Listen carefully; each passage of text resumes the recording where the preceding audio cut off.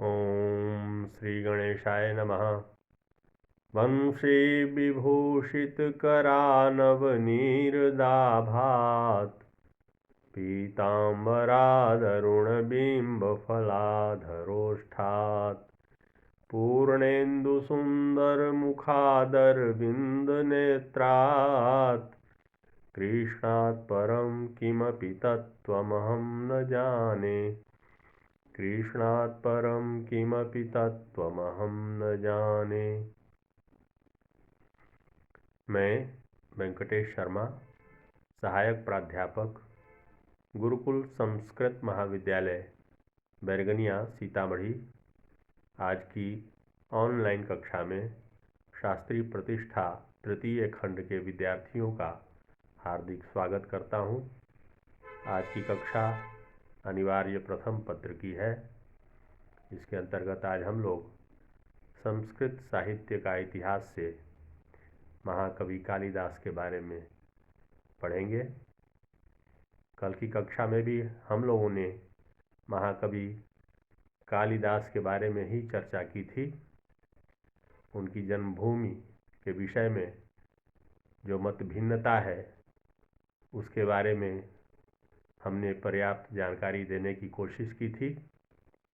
आज भी उन्हीं से संदर्भित विषय के बारे में अध्ययन करेंगे। उज्जयिनी उदयन तथा वासवदत्ता के उदात्त प्रेम की क्रीड़ा स्थली थी। इसीलिए कालिदास ने इस कथा से संबद्ध छोटी छोटी घटनाओं तथा उनके नियत स्थानों का भी उल्लेख कर नगरी के प्रति पूर्ण पक्षपात प्रदर्शित किया है, जो उसे कवि की जन्मभूमि होने का गौरव प्रदान करने में सचेष्ट है। यानी उज्जयिनी ही महाकवि कालिदास की जन्मस्थली है।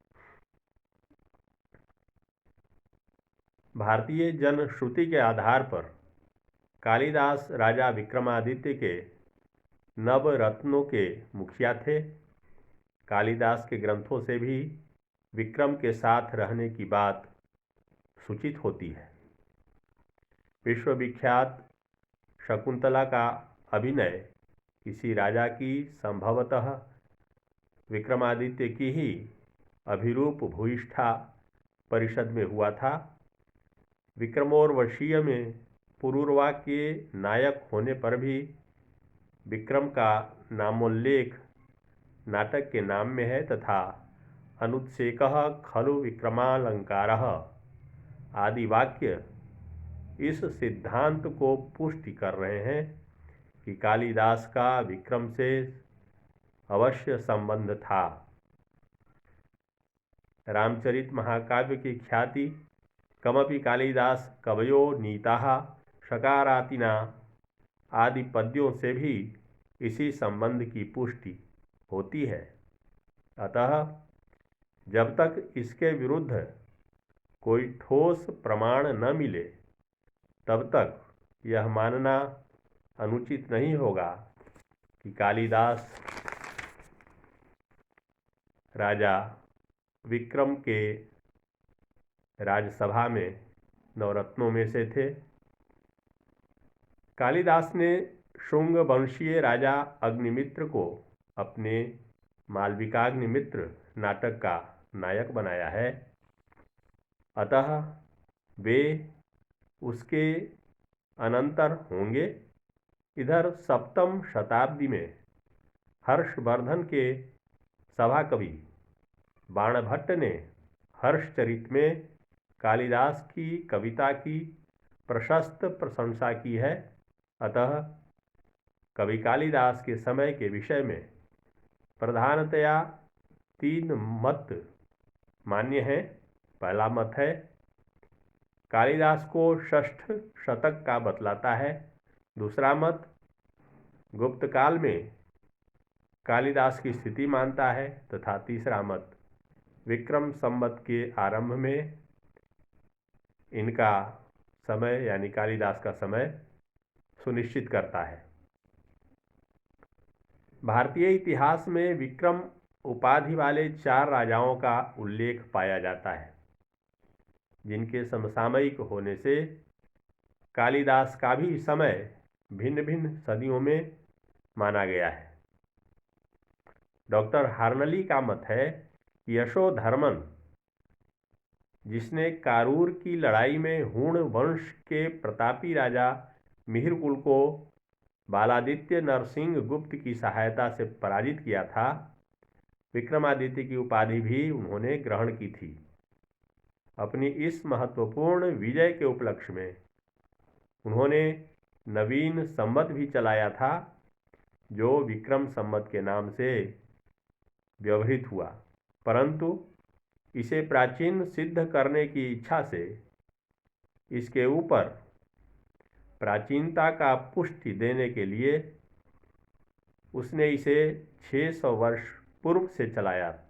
अतः 544 ईस्वी की विजय घटना की यादगार में उन्होंने अपने नवीन संवत के 600 पूर्व अर्थात 58 ईस्वी पूर्व से स्थापित होने की बात प्रचारित की। महाकवि कालिदास की सच्ची रचनाओं का निर्णय करना आलोचकों के लिए एक दुष्कर कार्य है।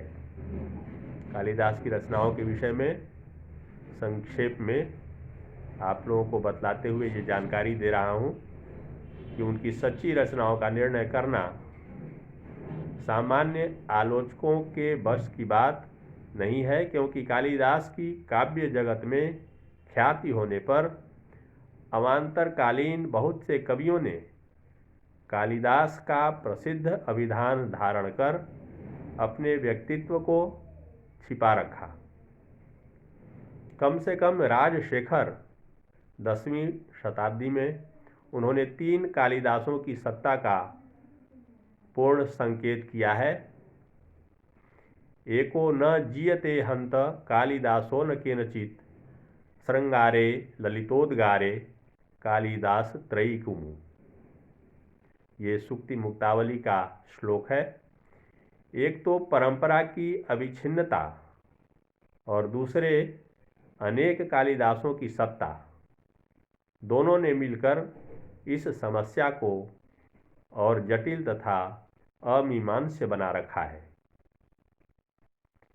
कालिदास की रचनाएं हैं, पहला ऋतु संहार, दूसरा कुमार संभवम, तीसरा मेघदूतम, चौथा रघुवंशम, पांचवां अभिज्ञान शाकुंतलम, छठा मालविकाग्निमित्रम तथा सातवां विक्रमोर्वशीयम।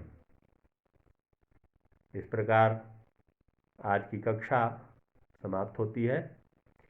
कालिदास की रचनाओं के विषय में एक एक करके कल की कक्षा में विस्तार से बतलाया जाएगा। आज बस इतना ही। धन्यवाद।